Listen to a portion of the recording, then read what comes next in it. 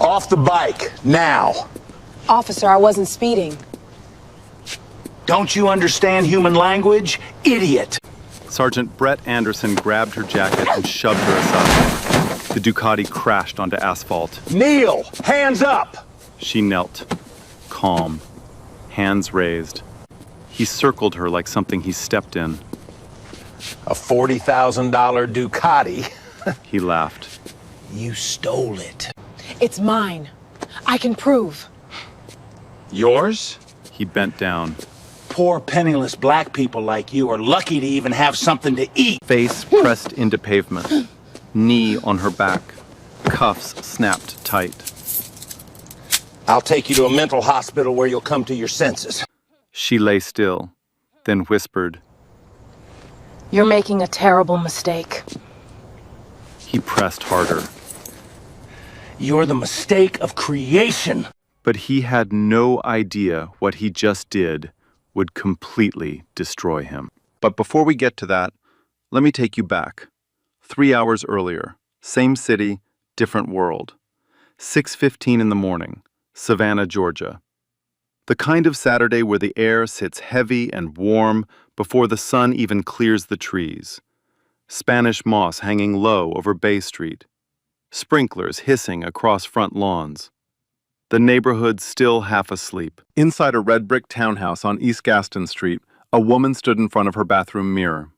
No makeup, no jewelry, just a plain white t-shirt and a pair of worn jeans folded on the counter beside her.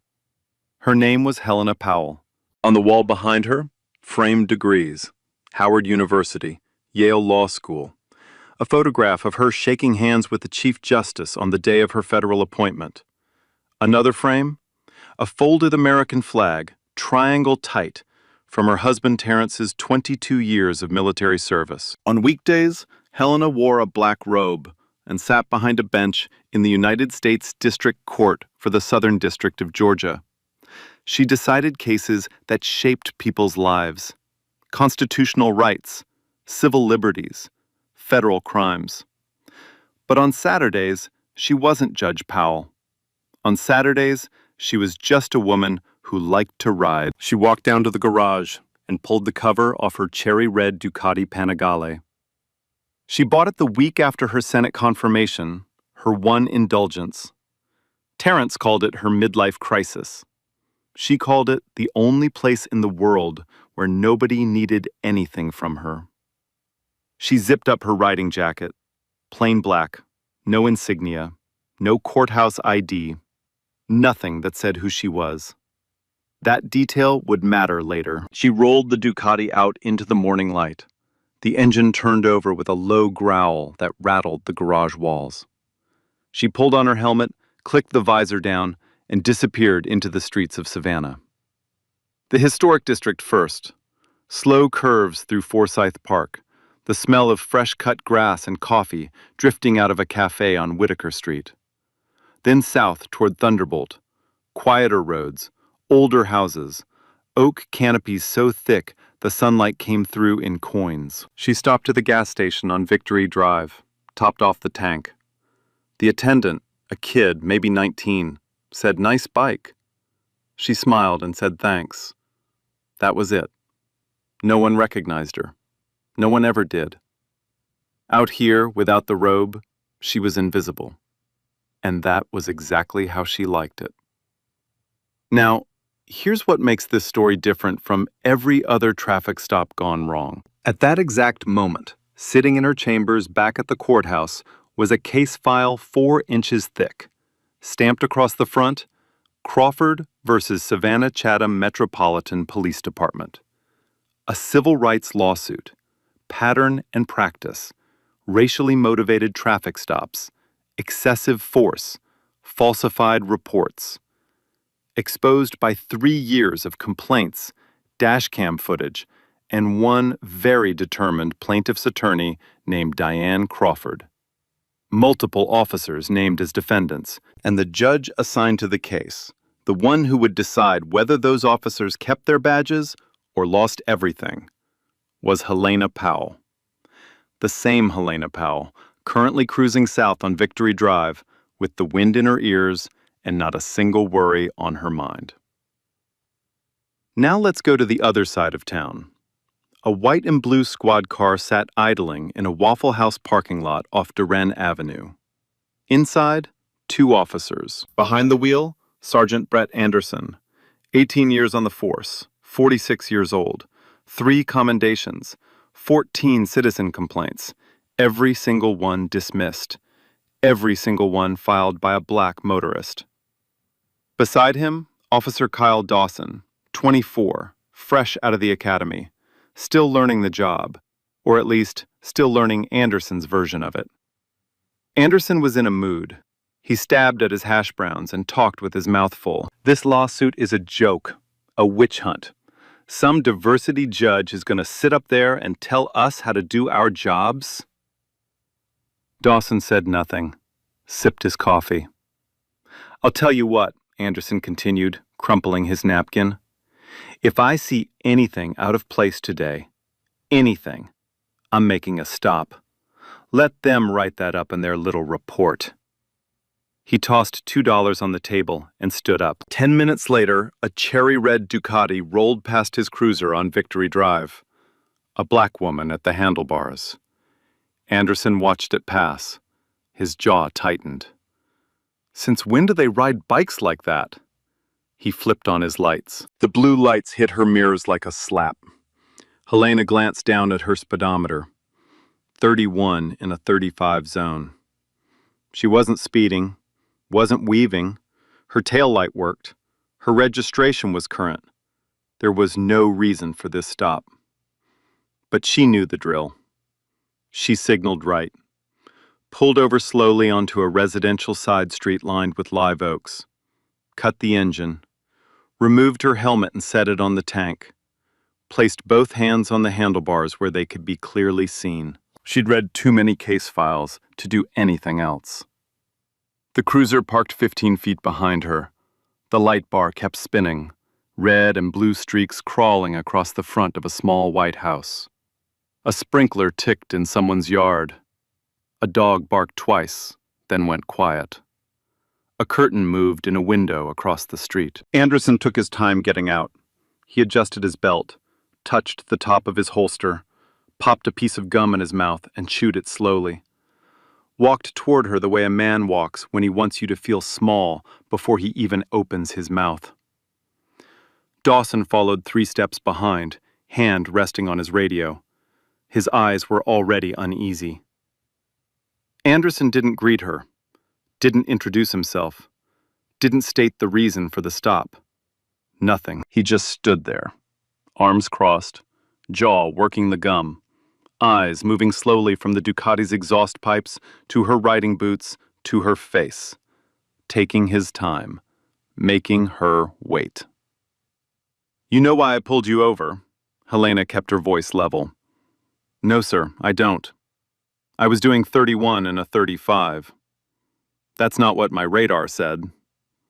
Then I'd like to see the radar reading, please. Something flickered behind Anderson's eyes. A twitch.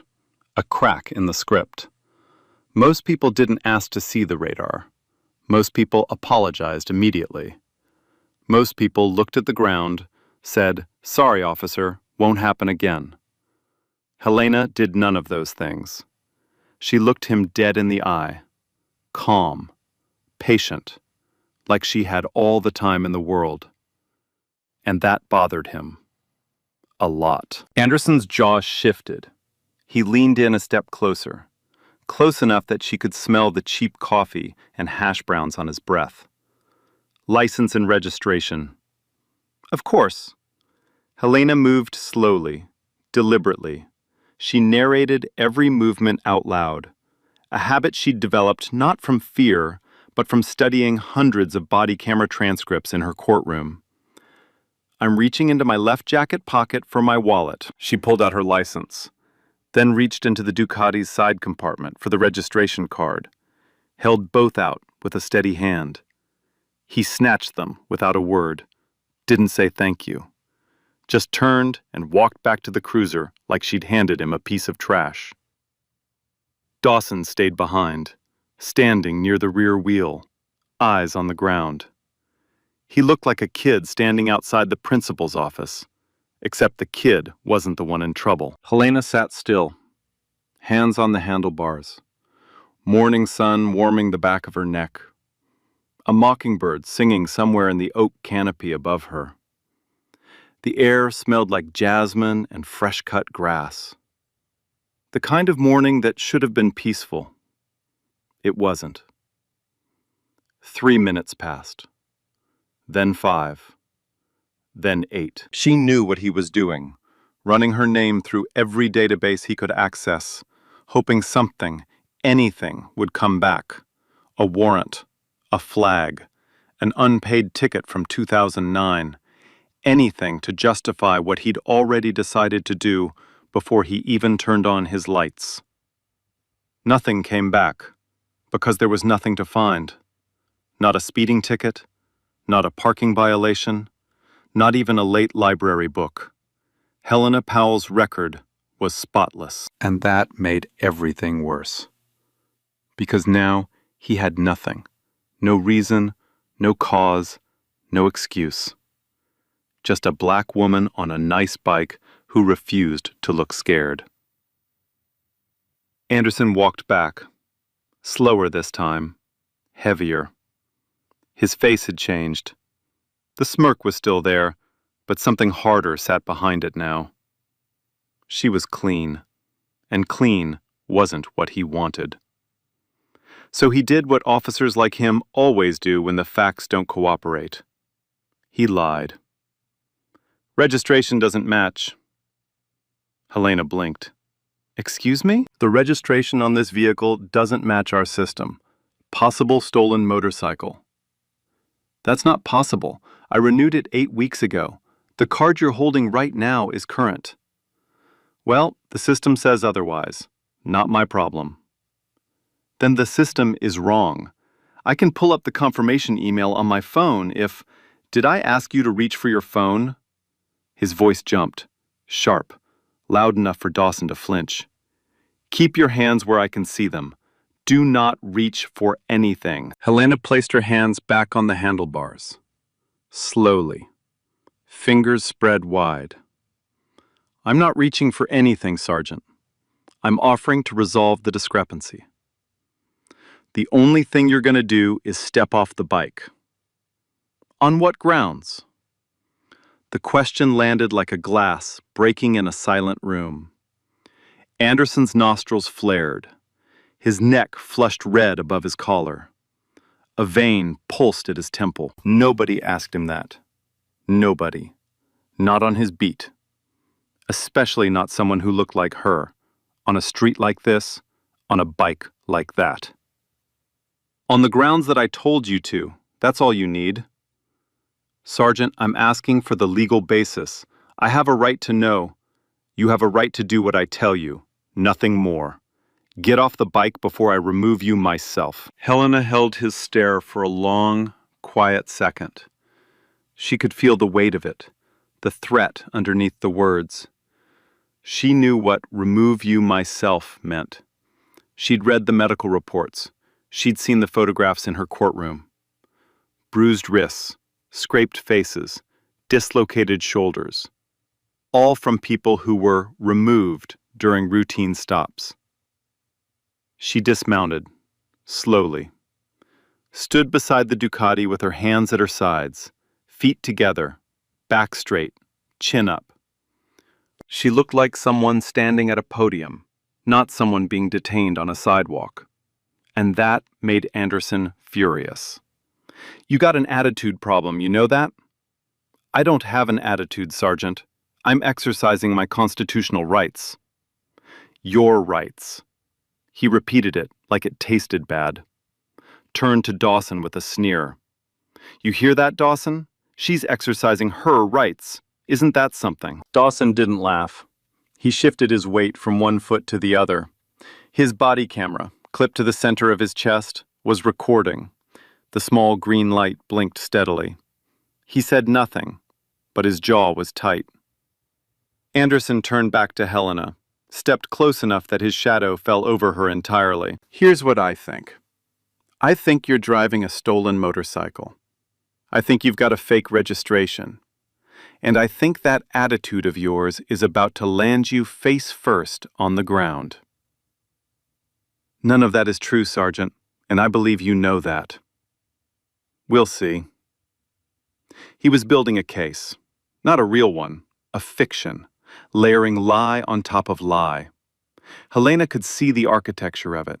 She'd read hundreds of transcripts exactly like this from behind her bench. The officer creates a narrative. The narrative justifies the escalation.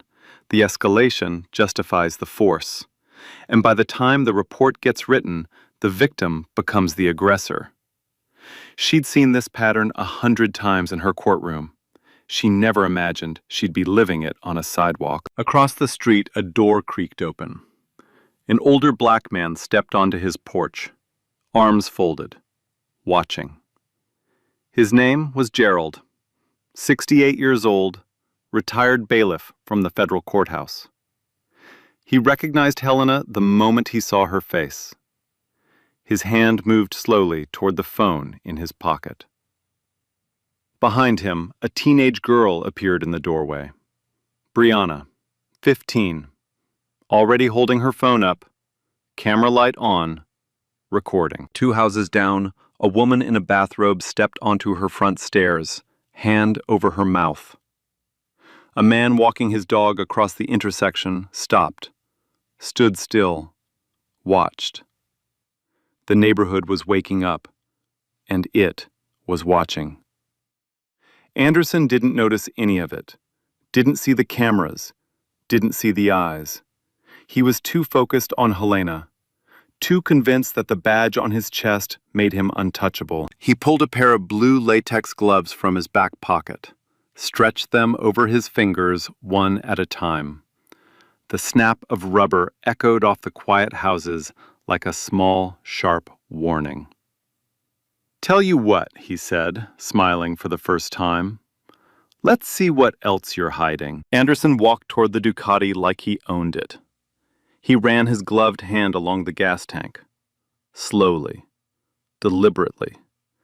The way someone touches something they're about to take from you.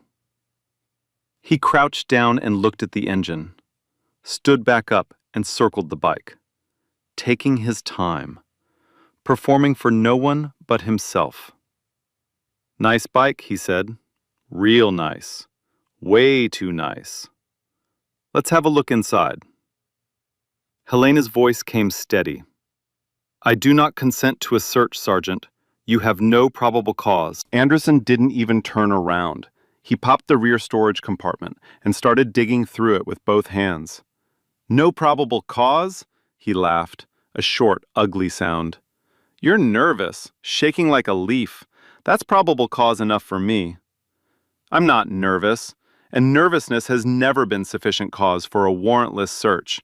Terry versus Ohio established..." "Terry versus who?"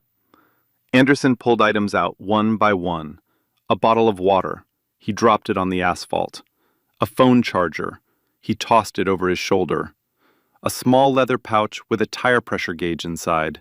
He unzipped it, looked inside, threw it on the ground. "You've been watching too much TV, sweetheart. This isn't a courtroom.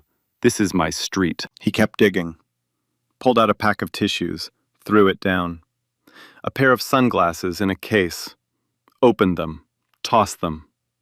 Every item hit the pavement like punctuation, like he was making a point with each one. At the very bottom of the compartment there was one more item.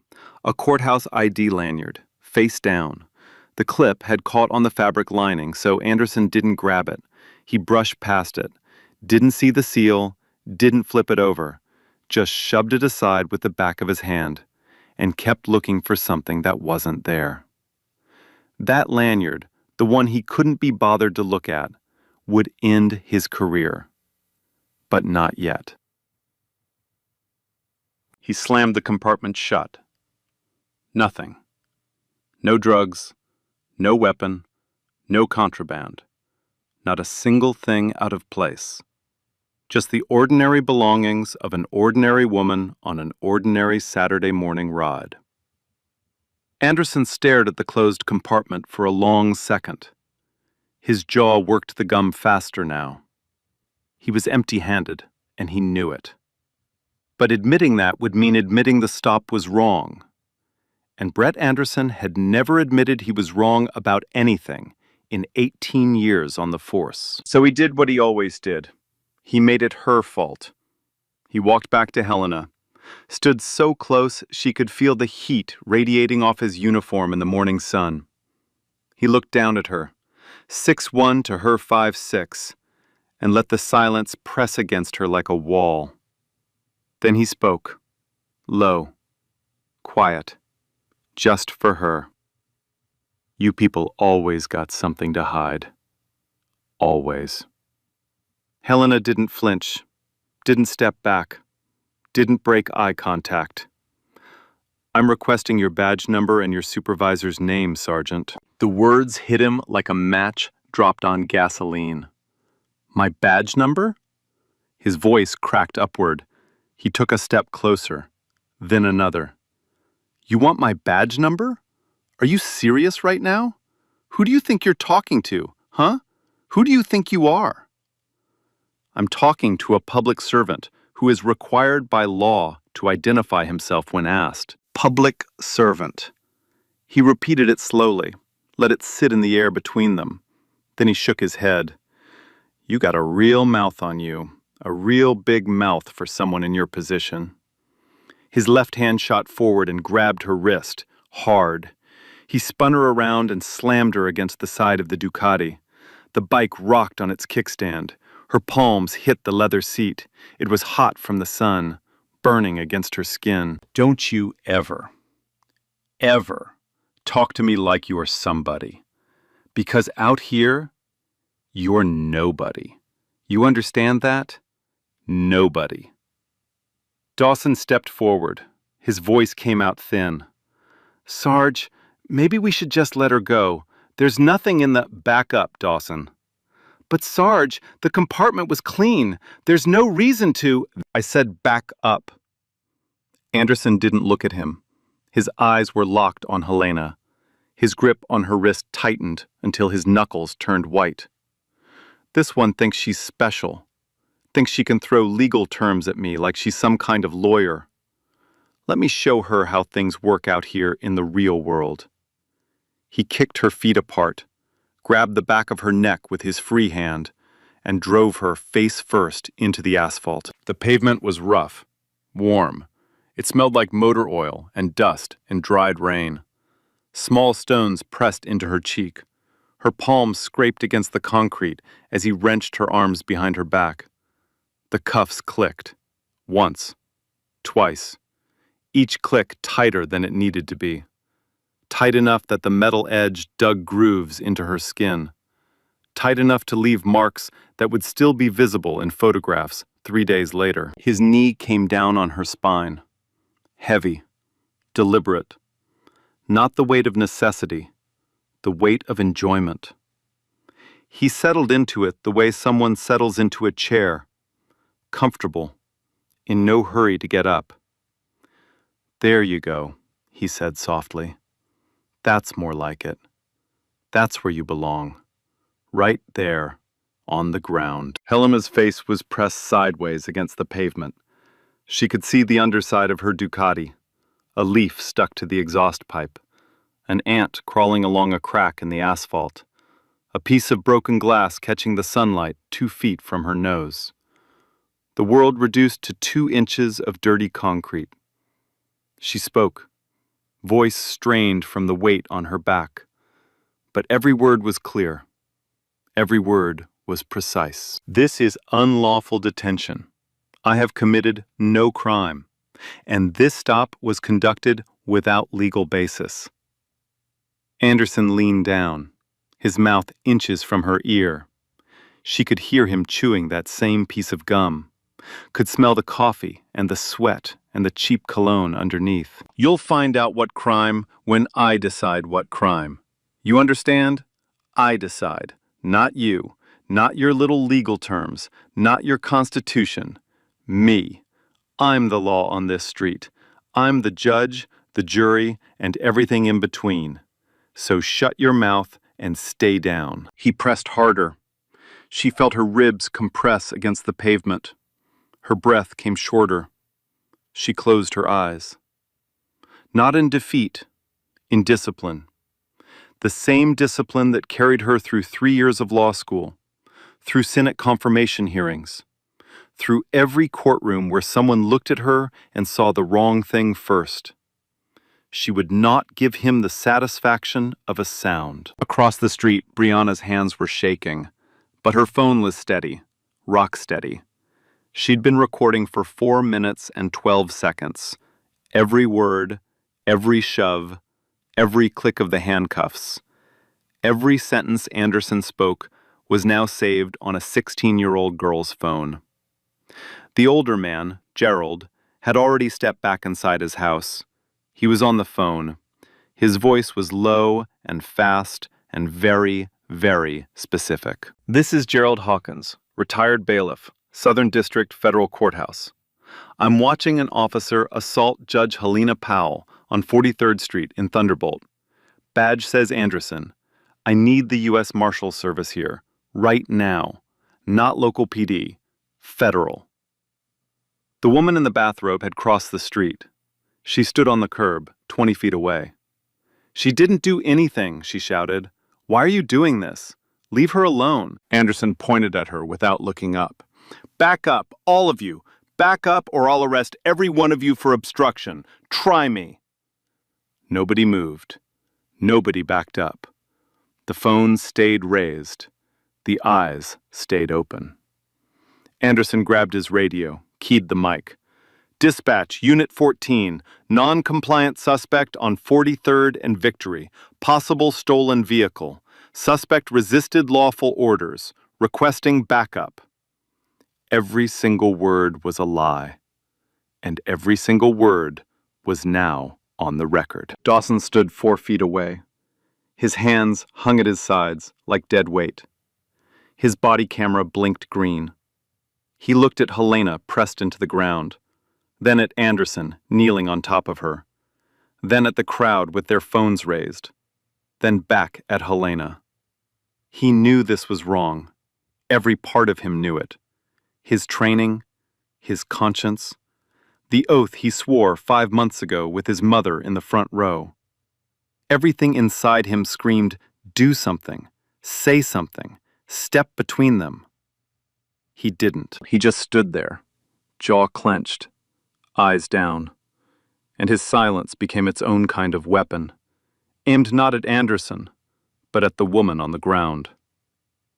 Helena lay still, breathing slow, controlled, counting each breath the way she counted them during her most difficult cases, when testimony turned unbearable, when evidence made the courtroom go quiet, when the only thing standing between justice and chaos was her composure.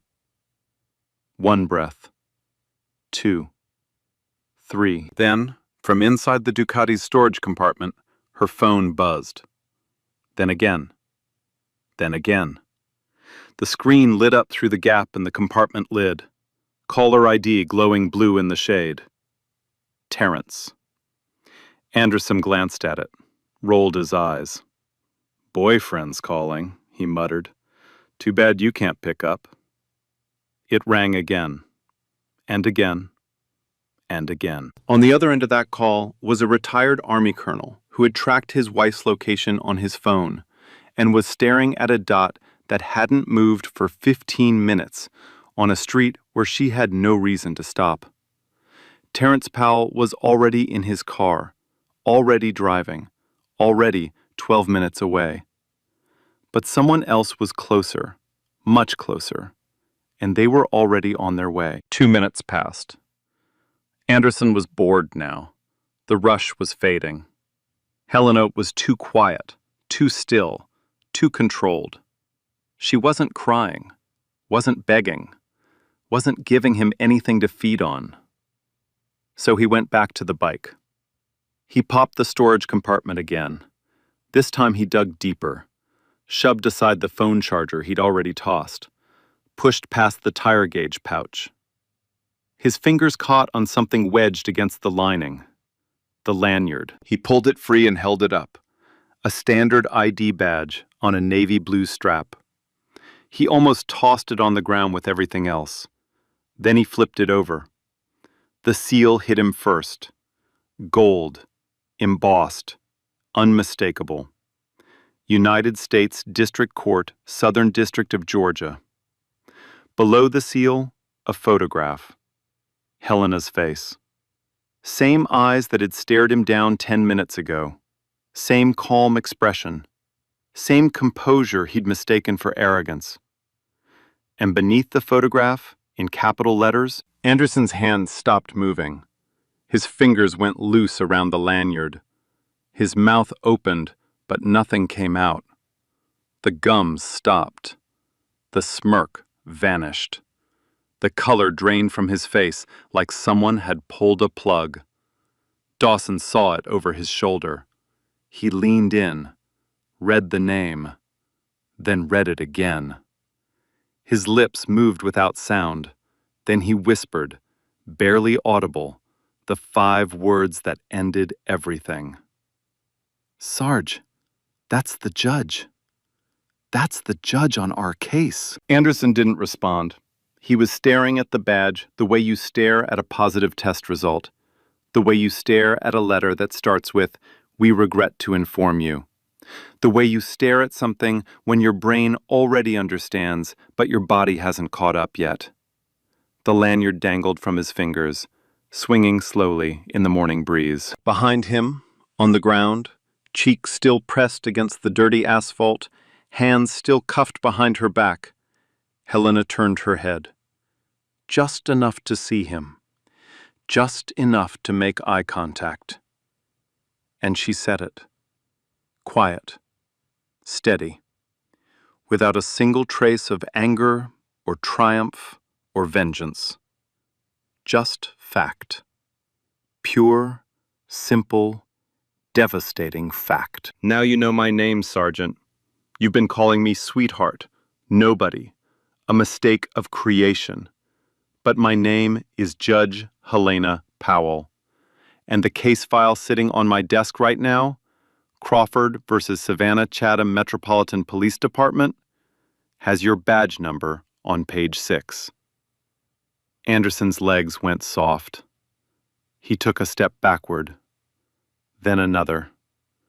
The lanyard slipped from his hand and hit the pavement. "Your Honor, I didn't know. It was a routine." "There was nothing routine about this, Sergeant, and you know it." He stumbled toward her, fumbling with the handcuff key. His fingers were shaking so badly that he dropped it twice. He knelt down and unlocked the cuffs, tried to help her up. She pulled her arm away from him, hard. She didn't want his hands on her. Not now. Not ever again. Helena stood on her own. Slowly. She brushed the gravel from her jacket, straightened her shirt, touched her cheek where the asphalt had scraped the skin raw, looked at the dirt on her fingertips. Then she looked at Anderson. He was standing 3 feet away, mouth open, badge on his chest suddenly looking like the heaviest thing in the world. His partner Dawson had backed up 6 feet and was staring at the ground like it might swallow him whole. The crowd had gone silent. Brianna still held her phone up. Gerald stood on his porch with his arms crossed. The woman in the bathrobe had both hands pressed over her mouth. Nobody moved.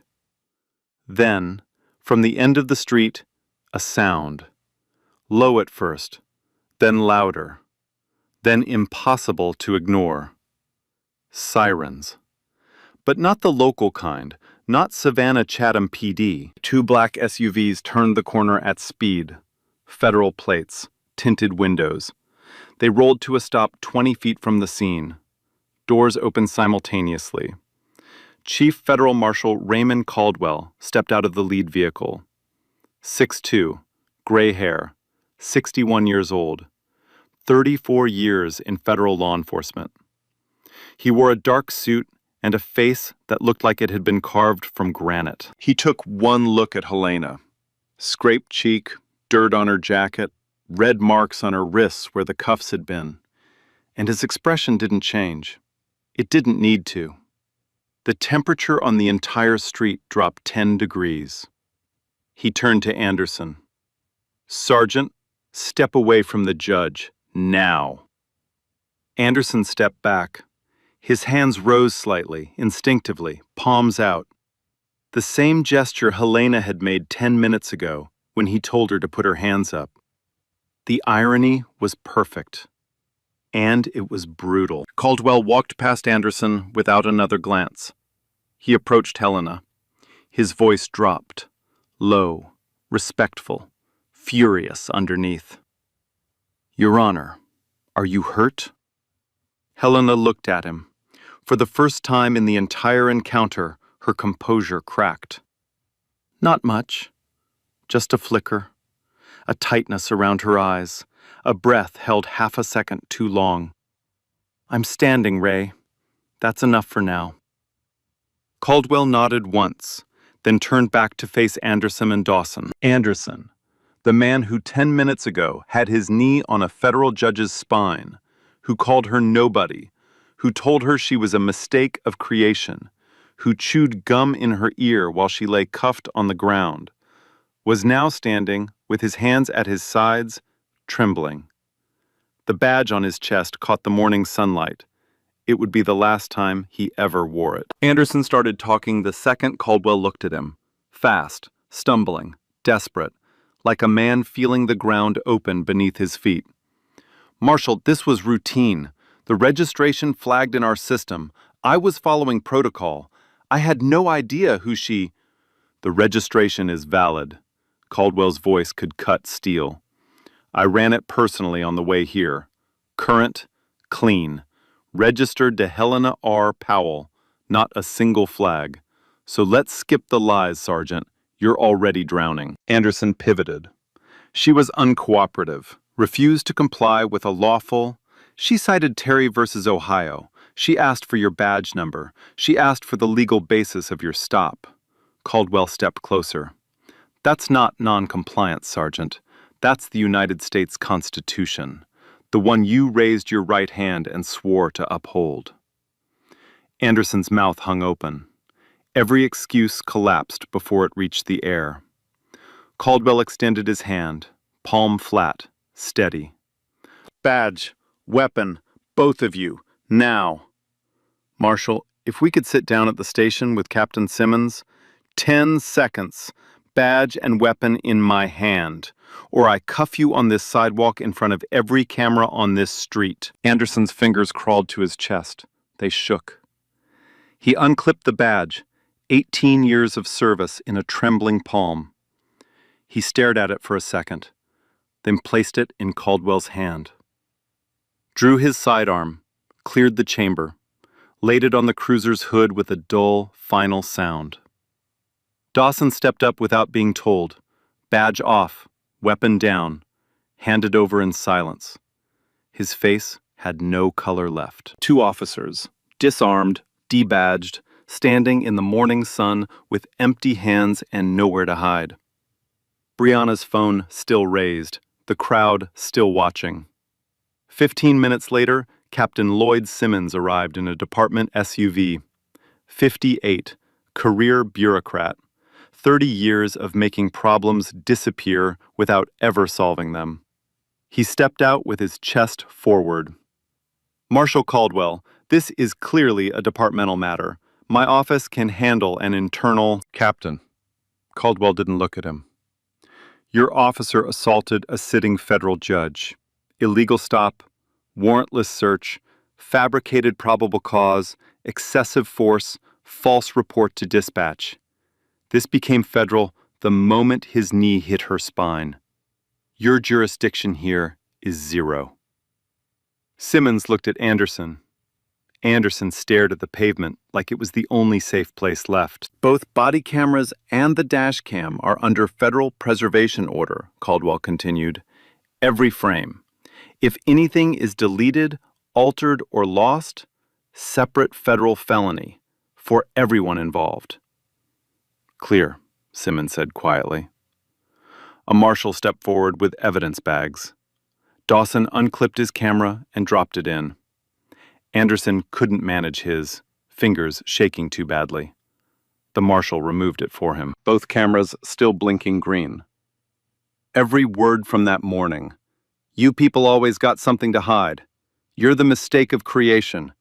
You're nobody." Captured. Time-stamped. Sealed in federal evidence. Anderson stared at those bags. For the first time all morning, the man who had smiled while kneeling on a woman's spine looked genuinely terrified. Caldwell pointed at the lead SUV. "Sergeant, you're riding with us." "Am I under arrest?" "Detained for federal questioning. Whether that becomes an arrest depends on the next 48 hours. A marshal opened the rear door. Anderson climbed in. The door shut. Heavy, solid, final. The man who had pinned a judge to the ground and called her a mistake of creation was now in the back of a federal vehicle. No badge, no gun, just empty hands and a silence that swallowed everything. Helena stood beside her Ducati. A female marshal offered a first aid kit. She took a small bandage for the scrape on her cheek. Nothing else. No ambulance, no stretcher. She was standing. That was enough. She pulled out her phone and called Terrence. He answered before the first ring ended. "Helena, where are you? What happened?" Military tight. The voice of a man holding himself together by sheer will. She looked up through the oak canopy. Spanish moss drifting in a breeze she could barely feel. The mockingbird still singing on the same branch, same song, like the whole morning had been ordinary. "I'm okay," she said. A long pause. "I'm okay, Terrence." Her voice held steady, but the silence between those two sentences carried everything the words refused to say. The video hit the internet before Anderson's SUV reached the federal building. Brianna posted it at 9:47 that morning. No caption, no filter, no edits. Just 4 minutes and 38 seconds of raw, uncut footage. A sergeant dragging a woman off a motorcycle, shoving her face into the pavement, kneeling on her spine, and calling her a mistake of creation. By noon, it had 200,000 views. By 6 o'clock, it had 4 million. By midnight, every major news outlet in the country had picked it up. CNN, MSNBC, Fox, ABC. The clip played on loop. The same knee, the same asphalt, the same words, over and over and over. A cycle of footage that wouldn't stop because the country couldn't look away. Then the body camera footage dropped. Federal authorities released it 48 hours later by court order. And it was worse than the phone video. Because the phone video showed what happened from across the street. The body camera showed it from 3 feet away. Every whisper, every insult, every lie, Anderson told dispatch. The audio was crystal clear. You could hear the gum in his mouth. You could hear the cuffs clicking tighter than they needed to. You could hear Helena's voice, steady, calm, citing the law, while a man twice her size pressed her into the ground. The clip of Anderson saying, "You're the mistake of creation," became the most shared video in the country for 3 consecutive days. Reporter Gloria Stanton broke the full story on national television. She was the one who connected the dots, the detail that turned a bad traffic stop into a national scandal. The officer who assaulted a black woman on a Saturday morning was a named defendant in a federal civil rights lawsuit. And the woman he assaulted was the judge assigned to that case. She let that sentence sit in the air for 5 full seconds before continuing. The irony wrote itself. The headlines wrote themselves. Every editorial board in the country had something to say. And none of it was kind to the Savannah-Chatham Metropolitan Police Department. 3 days after the incident, Judge Helena Powell issued a brief public statement. She was recusing herself from Crawford versus Savannah Chatham Metro PD. Not because she had done anything wrong, but because she was now a witness. Her statement was one paragraph long. The final line read, "The law must be impartial, even when, especially when, it has been personally violated." That line was quoted in 46 newspapers the following morning. The Department of Justice moved fast. Within 2 weeks, they opened a formal pattern or practice investigation into the entire Savannah Chatham Metropolitan Police Department. Not just Anderson, not just one stop, the whole department, the whole culture, every complaint, every dismissal, every file that had been buried. And when they opened Anderson's personnel file, what they found was exactly what everyone suspected, but nobody had proven. 14 prior complaints, every single one filed by a black motorist. Every single one describing the same pattern: pretextual stop, fabricated probable cause, escalation, excessive force.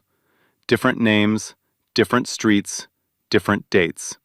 Same story, same officer, same ending. And every single complaint had been investigated and dismissed by the same man, Captain Lloyd Simmons. 14 times, a citizen walked into that precinct and said, "This officer hurt me." 14 times, Simmons stamped the file unfounded and put it back in the drawer. 14 times, the system worked exactly the way it was designed to work, which is to say, it didn't work at all. Simmons was placed on administrative leave the same day. The grand jury convened 6 weeks after the incident. The indictment came back in under 4 hours. Sergeant Brett Anderson was charged on 4 federal counts: deprivation of civil rights under color of law, assault of a federal official, unlawful detention, and filing a false police report. Officer Kyle Dawson was offered a deal: full cooperation, full testimony. In exchange, no prison time. He took it. Dawson sat in a federal courtroom and described everything: the Waffle House conversation, the moment Anderson saw the Ducati, the words, "Since when do they ride bikes like that?" The fabricated registration discrepancy, the illegal search, the force, the lies on the radio. He described standing 3 feet away while a woman was pressed into the ground. He described knowing it was wrong. He described doing nothing. When asked why he didn't intervene, Dawson paused for 11 seconds, then said, "Because I was afraid of him, and I'm not proud of that." The trial lasted 9 days. Anderson's defense attorney argued split-second decision-making, officer discretion, the fog of an uncertain situation. The prosecution played the body camera footage, all 4 minutes, unedited, in a silent courtroom. When the audio reached "You're the mistake of creation," one juror closed her eyes. Another looked at the ceiling. A third stared directly at Anderson. Anderson didn't take the stand. The jury deliberated for 6 hours. The verdict came back unanimous: guilty. All counts. Sentencing was scheduled for the following month. The courtroom was packed. Camera crews lined the hallway. Helena Powell was not present. She didn't need to be. The judge, a colleague of Helena's from the Northern District, handed down the sentence without ceremony. Brett Anderson, 12 years in federal prison. No parole eligibility for 10. Anderson stood motionless. His attorney placed a hand on his shoulder. Anderson didn't react. He stared straight ahead, like a man watching his own life leave the room without him. Captain Lloyd Simmons was charged separately: obstruction of justice, civil rights violations for the systematic suppression of 14 complaints over 9 years. His trial lasted 5 days. The jury deliberated for 3 hours. Guilty. 6 years, federal prison. The city of Savannah signed a federal consent decree within 90 days. Mandatory body cameras, always on, no exceptions. An independent civilian oversight board. a complete retraining program, and a public review of every excessive force complaint filed in the previous decade. The Crawford case, the lawsuit that started it all, settled with a landmark agreement, the largest civil rights settlement in the state's history. Dawson was dismissed from the force. No prison time, as agreed. He gave a brief public statement outside the courthouse. He said he should have stepped in. He said silence was a choice, and he made the wrong one. It wasn't enough, but it was something. And across the country, in living rooms and classrooms and break rooms and barber shops, people watched the footage one more time. And they remembered the woman on the ground, calm, steady, refusing to scream. And the man above her, who thought his badge made him untouchable. It didn't. 6 months later, on a Saturday morning in Savannah, a cherry-red Ducati rolled down Victory Drive. Same road, same oak canopy, same Spanish moss catching the early light. Same woman at the handlebars. But this time, she wasn't alone. Behind her, close enough to see, far enough to give her space, Terrence Powell rode a midnight blue Harley he'd bought 3 weeks after the incident. He never said why. He didn't need to. Helena knew. It wasn't about the bike. It was about never letting her ride alone again. They didn't talk about it. They just rode. Helena was back on the bench. Same courtroom, same robe, same quiet authority that made attorneys stand a little straighter when she entered. The Crawford case had been reassigned to another judge, and the consent decree was being enforced. New policies, new oversight, new accountability.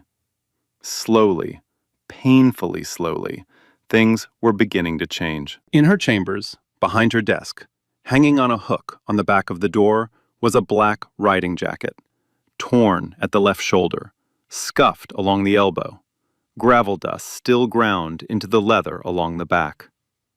She could have thrown it away. She could have replaced it. She kept it.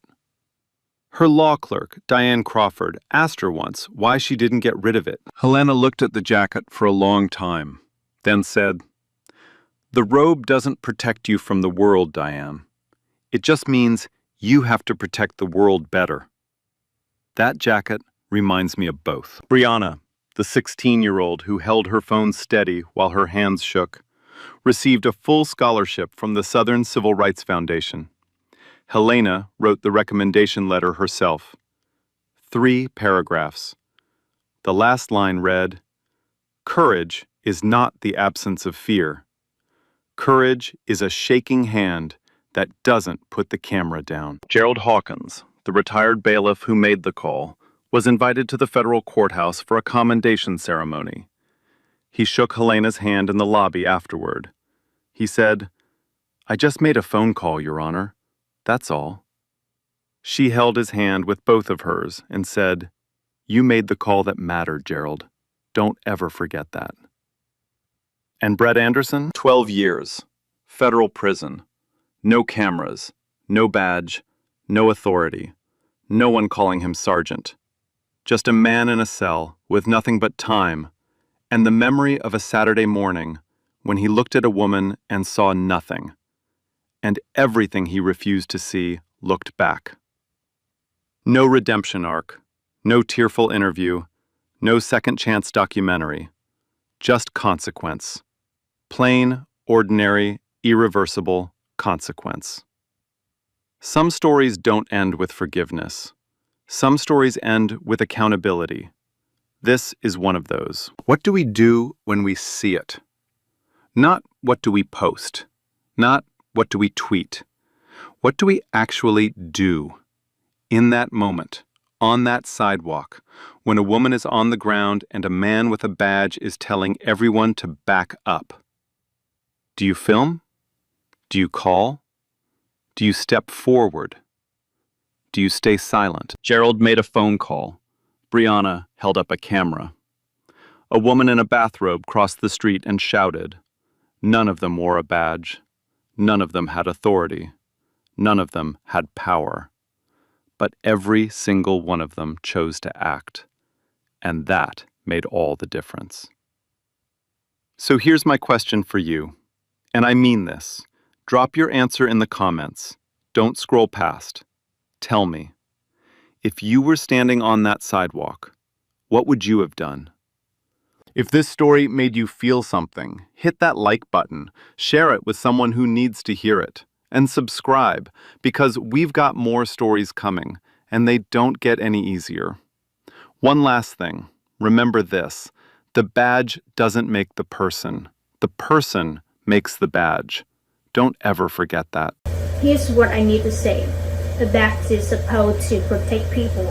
A title is supposed to serve people. A uniform is supposed to mean something.